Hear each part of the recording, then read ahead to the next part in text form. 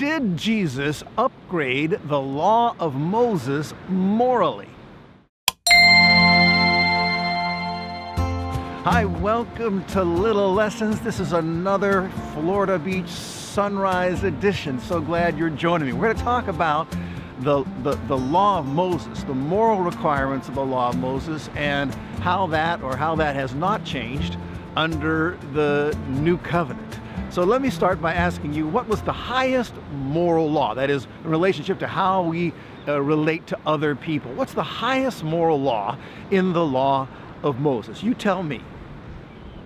That is correct. Love your neighbor as yourself. That's an old covenant law. It's found in Leviticus. It's part of the law of Moses. That was the standard that God expected the people of Israel to live by all during the law of Moses, from the time it was given at the Exodus up until the time that Jesus died on the cross and said it was finished and inaugurated a new covenant.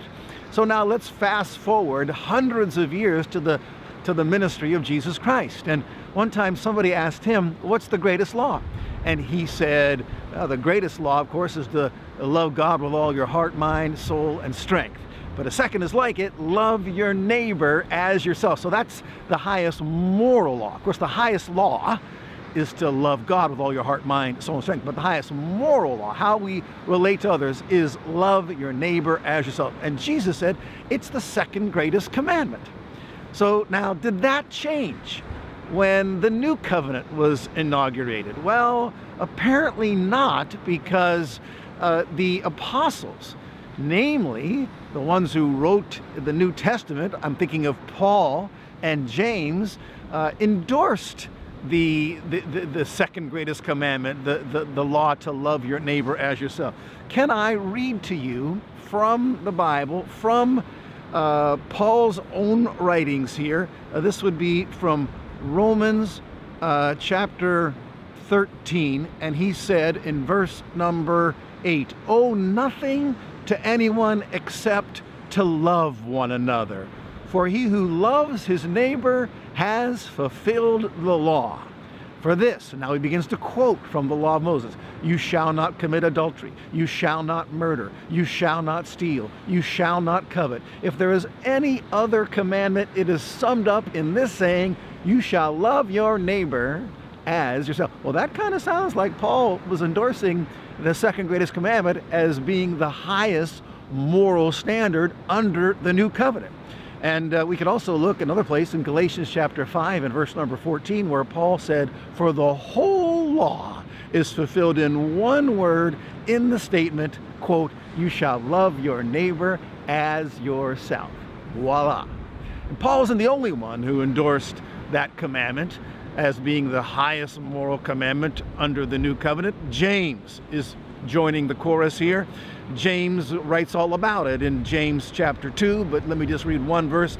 "If, however," he says, "you are fulfilling the royal law according to the scripture, you shall love your neighbor," he's quoting now, "you shall love your neighbor as yourself," he said, "you are doing well." How about that? The Apostle James believed that if you followed that commandment, the second greatest commandment, Jesus said, you are doing well. So I would say that, we're safe to say that the highest moral law under the new covenant is to love your neighbor as yourself. And what else could there be? Okay? If you want to know what it means to love your neighbor as yourself, you just can think about it for 2 seconds and figure it out. Or you could go back into Leviticus and read where God elaborates a little bit about what it means to love your neighbor as yourself. So we ought to be suspicious of anybody who says that Jesus upgraded morally the law of Moses and now we have a higher standard to live by. I know somebody's going to quickly say, "Oh, but Jesus said, a new commandment I give unto you, that you love, one another even as I have loved you." All right, well, okay, all right, let's just talk about that since you brought it up. How did Jesus love his apostles? How did he do it? Well, he loved them perfectly according to the law of Moses. He loved his neighbor as himself. And that's the example that he set in front of them all of his ministry. And now he says to them, I'm giving you a new commandment, but not necessarily a new higher standard. I'm giving you a new commandment. Love each other just like I've loved you. That is, you've seen somebody who loves their neighbor as himself perfectly. Now do what I did. Now someone's going to say, well, I don't know, but we ought to lay down our lives for one another just as Jesus did for his disciples. So does that mean that literally we all are supposed to die, physically die for each other? Is that what Jesus is saying? I expect all of you to physically die for one another, laying down your lives. No, obviously that's not what he meant. That's not how the apostles interpreted what he meant. All right. Yes, we ought to be willing to lay down our lives for our brethren. And James even, or it used to be John, the apostle, mentions that.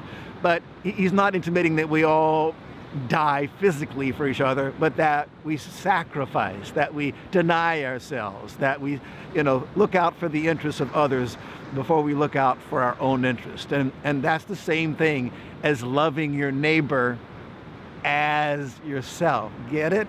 Get it. So we better be careful in making the assumption that the new commandment that Christ gave was a new ideal or a higher standard, especially when we have the Apostle Paul and James not referring to the new commandment that Christ gave, that we should love each other even as Christ loved us, but endorsing the old covenant law of loving your neighbor as yourself, all right, as being the highest moral standard. Now, where do folks get the idea that Jesus did upgrade the standard of the law of Moses, that there is a higher moral standard? That generally is an idea that's derived from the Sermon on the Mount. Yes, because we find there in about 6 statements, Jesus says something similar to, "You have heard it said," or "the ancients were told." And then he mentions something they were told. And then he says, "But I say to you."